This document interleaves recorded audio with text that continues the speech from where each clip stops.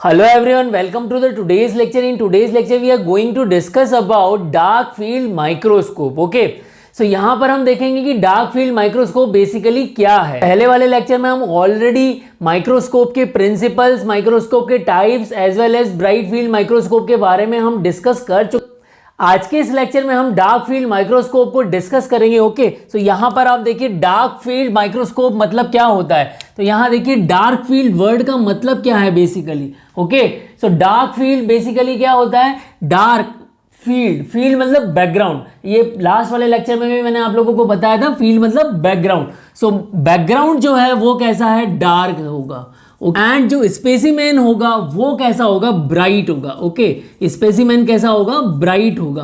Clear everyone. तो यहां पर आप देखिए जो ब्राइट फील्ड माइक्रोस्कोप होता है उसमें बैकग्राउंड ब्राइट होता है। ओके, तो यहाँ ये डिफरेंस है डार्क फील्ड और ब्राइट फील्ड में। यहाँ पर बैकग्राउंड जो है हमारा डार्क है। यहाँ पर आप देखिए डार्क फील्ड माइक्रोस्कोप हम कहाँ पर यूज करेंगे, वो सेल जो कि लिविंग सेल्स हो और जो कि ब्राइट हो, ट्रांसपेरेंट हो, उनको देखने के यहाँ पर ये काम आएगा। ओके, तो यहाँ पर देखिए इसको देखने के लिए बेसिकली हम क्या करेंगे, एक मैं आपको एक्सपेरिमेंट करके दिखाता हूँ। यहाँ पर देखिए अगर मैं रूम में डार्कनेस कर दूं तो मेरा सारा बैकग्राउंड कैसा हो जाएगा, डार्क हो जाएगा। और अगर केवल मेरे फेस पर लाइट आए तो यहाँ पर मेरा फेस ही विजुअलाइज होगा और बाकी सारा रूम में क्या हो जाएगा, डार्क हो जाएगा। ओके, अब आप यहाँ पर देखिए मैंने रूम में अंधेरा कर दिया है और यहाँ पर देखिए पूरा बैकग्राउंड डार्क हो चुका है। अब जो लाइट है वो केवल मेरे फेस पर आ रही है, तो यहाँ पर आपको मेरा फेस ही नजर आ रहा होगा। ओके, अब आप यहाँ पर देखिए डार्क फील्ड माइक्रोस्कोप की अगर हम स्ट्रक्चर देखें तो यहाँ की इसकी स्ट्रक्चर क्या है,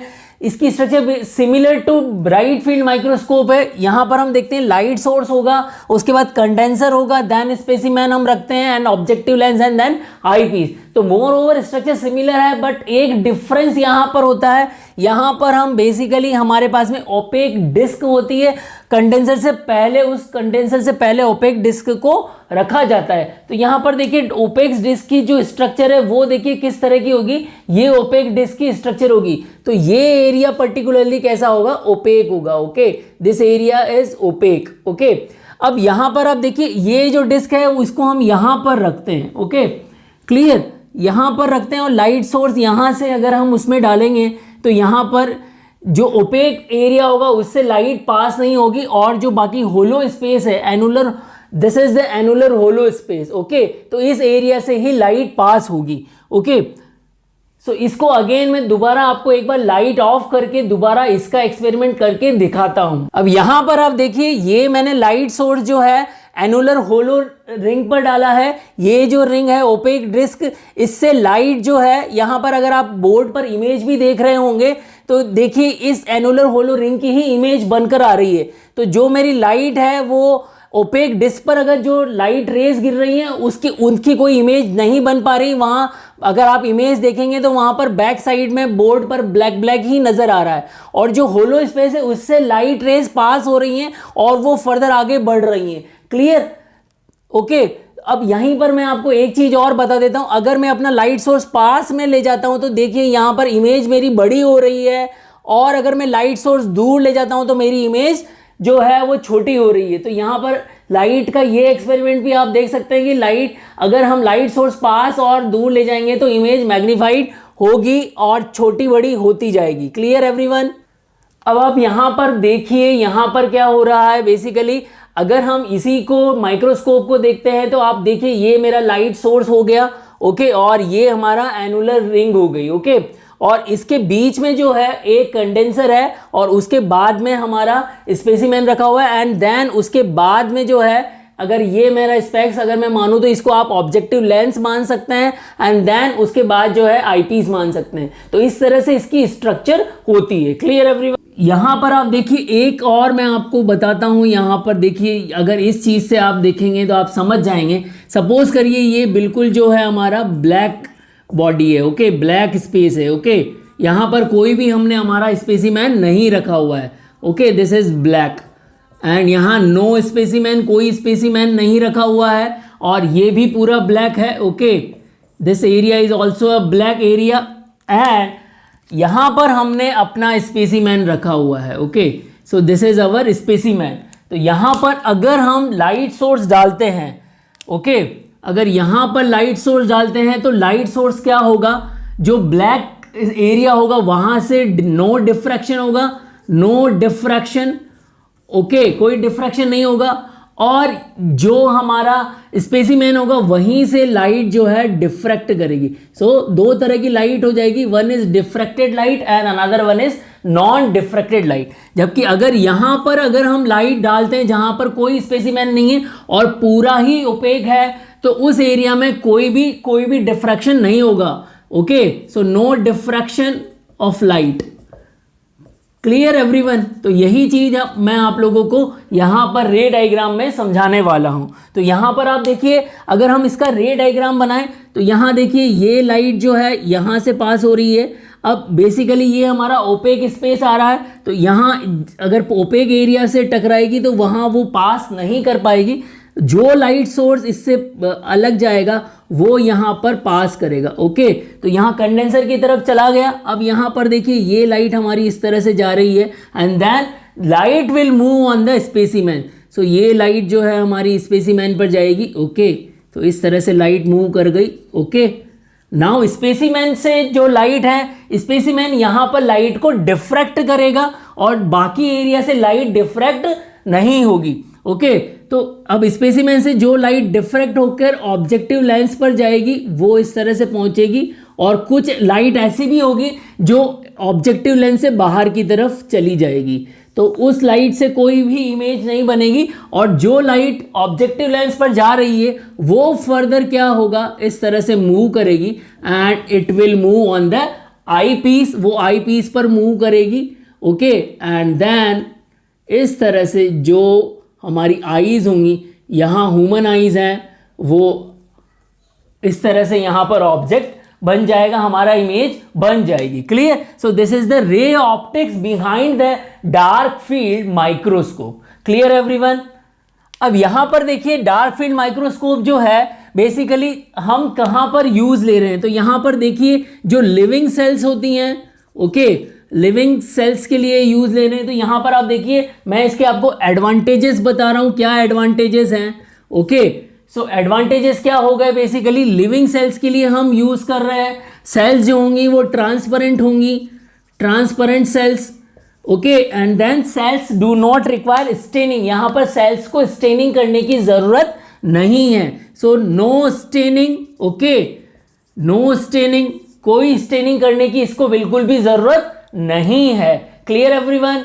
and other advantages are the dark field microscope setup is simple, यहां पर सिंपल सेटअप है, ओके, क्लियर। एंड बहुत ज्यादा स्किल की इसमें जरूरत नहीं है, no need of more skills, okay, clear. And this is also not very costly, okay, not very costly, ये बहुत ज़्यादा कॉस्टली भी नहीं है। तो यहाँ पर हम बेसिकली किसके लिए इसको यूज़ कर रहे हैं, लिविंग सेल्स के लिए, और आउटर स्ट्रक्चर जो होती है, एक्सटर्नल स्ट्रक्चर जो है भी माइक्रोब्स की, उसको देखने के लिए काम आता है, एक्सटर्नल स्ट्रक्चर्स को देखने के लिए काम आता है। जैसे स्पाइरोकीट्स हो गए, कौन हो गए, एग्जाम्पल के लिए अगर हम स्पाइरोकीट्स को लेते हैं तो यहाँ पर आप देखिए अगर स्पाइरोकीट्स के हम स्ट्रक्चर देखें तो सपोज करिए ये स्पाइरोकीट्स हैं, तो यहाँ पर ये जो एक्सटर्नल स्ट्रक्चर है उसको देखने में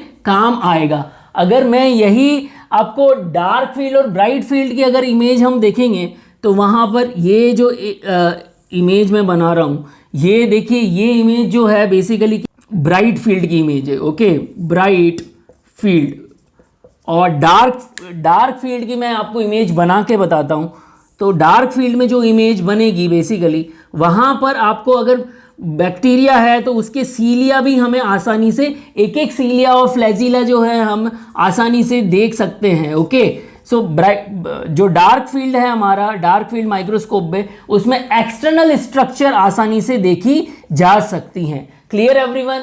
so this is the advantages of dark field microscope. अगर यहां पर हम डिसएडवांटेजेस देखें कि इसके डिसएडवांटेजेस क्या हैं, डिसएडवांटेजेस क्या हैं, तो बेसिकली यहां पर जो डिसएडवांटेजेस है वो क्या है यहां पर अगर डार्क फील्ड माइक्रोस्कोप के अंदर अगर डस्ट पार्टिकल आ जाए तो डस्ट से बहुत ज़्यादा सेंसिटिव है, डस्ट सेंसिटिव है, ओके, तो डस्ट की भी इमेज बन जाएगी यहाँ पर। तो हमें बहुत ज़्यादा क्लीनलीनेस रखनी होगी। दूसरा, हमें डार्क रूम की ज़रूरत होगी। तो यहाँ पर दो चीज़ें बहुत ज़्यादा डिसएडवांटेजेस रहेगी। डार्क फील्ड में डस्ट सेंसिटिव है और डार्क रूम रखना पड़ेगा, okay. But basically dark field को जो हम एक्सटर्नल स्ट्रक्चर के लिए यूज़ कर रहे हैं, तो यहाँ पर एक्सटर्नल स्ट्रक्चर के लिए हम इसके साथ साथ फेस कॉन्ट्रास्ट और जो दूसरे माइक्रोस्कोप है उनको भी यूज़ किया जाता है, ओके। उससे हम और इमेज को और ज़्यादा मैग्नीफाई और अच्छा देख सकते हैं। Clear everyone? So now just look about the dark field and bright field comparison about the images. In dark field what we have, this is the annular hollow ring, okay, this area is the annular hollow ring and this is the image we want to see, okay. And this is about the bright field. So there is a no annular hollow ring in bright field, okay. So now look at this figure. This is the figure shown by the dark field. So the background is black and this is the image which is shine, and the external structure we are able to find out the structure, okay. And this is the figure obtained by the bright field. So external structure we are not that much able to get good image of external structure. By dark field microscope we are able to get good external structure, okay. तो यहाँ पर आज के lecture में मैंने आप लोगों को डार्क फील्ड माइक्रोस्कोप का जो कंसेप्ट बताया और जो एक्सपेरिमेंट करके बताया है, होपफुली आप लोगों को समझ में आ गया होगा। यहाँ पर एग्जामिनेशन में क्वेश्चन पूछा जाता है, write down the difference between dark field microscope as well as bright field microscope. तो आपको डार्क फील्ड और ब्राइट फील्ड माइक्रोस्कोप का डिफरेंस है यूनिवर्सिटी एग्जामिनेशन में लिखना होगा, और जो बेसिक डिफरेंस है कहाँ पर ये यूज आ रहा है, यहाँ पर इसका क्वेश्चन बन जाता है, ओके। सो यहाँ पर मैंने आप लोगों से एमसीक्यू डिस्कस किए हुए हैं, उन एमसीक्यू का आंसर आप कमेंट बॉक्स में लिखें। Hello everyone, now it's time for question round. Question number 1, find true statement for dark field microscope. A, background is dark, B, background is bright, C, both of these and D, none of these. Question number 2, find false statement for dark field microscope. A, specimen remain transparent, B, background is bright, C, no need of staining, and D, need of staining. Question number 3, which of the following is advantage of dark field microscope? A, it is simple in use, B, not very costly, C, no need of staining, and D, all of these. Question number 4, what is the order of light movement from light source in dark field microscope? A, annular hollow ring to condenser to specimen to objective lens and to eyepiece. B, condenser to annular hollow ring to specimen to objective lens and to eyepiece. C, specimen to annular hollow ring to condenser and to objective lens to eyepiece. And question number 5, which of the following is disadvantage of dark field microscope? A, simple in use, B, not very costly, C, no need of staining, and D, dust particle can create big problem. So I discussed all the concepts related to these questions in my lecture. If you find any problem in answer of these questions, then go through with the lecture and answer in comment box. और video को like करें और channel को subscribe करें।